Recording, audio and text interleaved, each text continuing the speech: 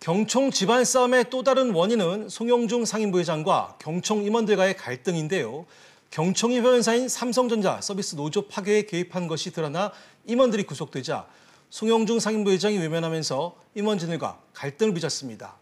회원사 입장 대변과 적폐청산이 충돌했다고 볼 수 있는데요. 이 문제를 어떻게 봐야 될지 얘기 나눠보겠습니다. 김현교 기자, 네. 송영중 상임부회장이 취임하고 한 달도 안 돼서 삼성전자 서비스 노조 와이어 관련해서 경총이 압수수색을 당했어요. 그렇습니다. 네, 어떤 혐의로 압수수색까지 당하게 된 겁니까? 네, 삼성전자 서비스는 그동안 협력사 노조와 임단협 협상을 직접 하지 않고 경총에 위임해서 진행을 해왔는데 삼성은 경총에게 노조와의 협상을 맡기면서 그 대가로 협력업체들을 대거 회원사로 가입시켜서 회비 명목으로 수억 원대의 자금을 전달한 의혹을 받았습니다. 이와 관련해서 검찰이 압수수색을 벌인 것이고요. 이 검찰은 경총이 노조를 와해시키기 위해서 공작을 벌인 정황을 포착했는데요. 경총 간부가 삼성그룹이 노조 활동을 막으려고 만든 특별 대응팀 회의에 수시로 참여한 정황도 포착했습니다. 결국 이러한 의혹들이 사실로 밝혀질 경우 경총이 삼성전자 서비스 노조 와해 활동에 수정 노릇을 한 셈이 되는 겁니다. 그렇군요.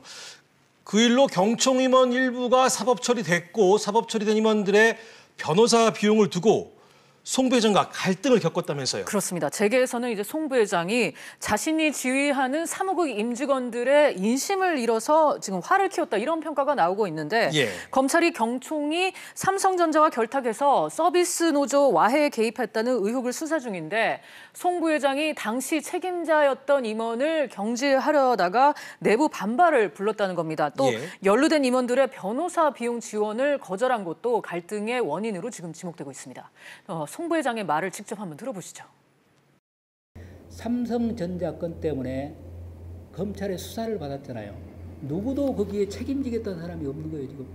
그래서 저는 정당한 활동이면 지원이 가능하지만 노동삼권 보장 질서라는 선을 넘어버린 개인적인 일탈행위에 대해서는 지원할 수 없다.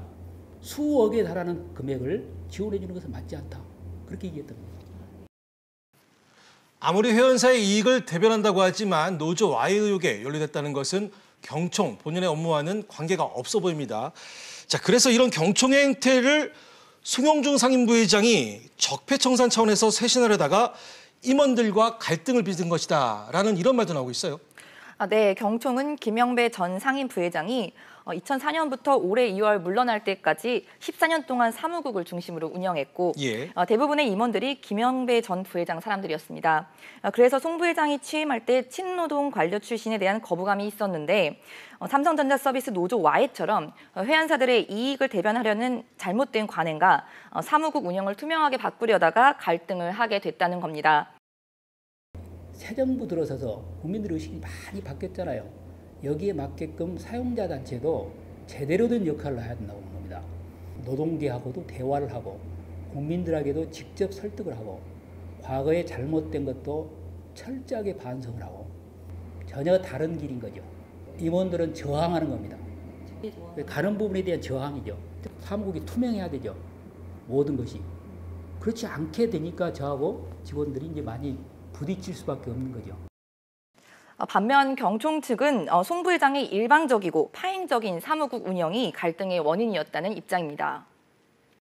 취임하시고 난 이후에 계속 좀 운영 자체가 부회장님이 뭐라고 해야 일방적으로 운영을 하시고 파행적으로 운영한 것들로 인해서 갈등의 골이 계속 깊어진 거죠. 그러니까 재택근무나 삼성전자 서비스 건이나 이런 특정 사안 하나 가지고 갈등이 불거지고 한 건 아닙니다. 자, 이 얘기를 좀 더 짚어보면 사실 경총과는 결이 맞지 않는 송영중 부회장이 김영배 전 상임부회장 후임으로 온 것은 경총을 개혁하기 위해서다라고 봐야 될까요? 송영중 부회장 본인은 낙하산 인사라는 사실 자체를 부인을 했습니다. 하지만 김대중 정부 때 청와대 노사관계 비서관으로 재직을 하면서 주 5일제 근무제 도입 등 근로기준 법안을 마련을 했었고요. 이런 친노동계 성향이 정부 입장에서 봤을 때는 근로시간 단축 등 노동정책과 맞고 또 정책에 반발하는 경총의 분위기를 쇄신할 인물로 생각됐을 겁니다. 경총도 정부 눈치를 보느라고 송 부회장을 선임해놓고 분위기를 바꾸려고 하자 반발하는 것은 문제라는 지적도 나옵니다. 경총의 조금 개혁이나 이런 거에 대해서는 받아들이지 않겠다는 의도였다면 처음부터 거부했어야죠.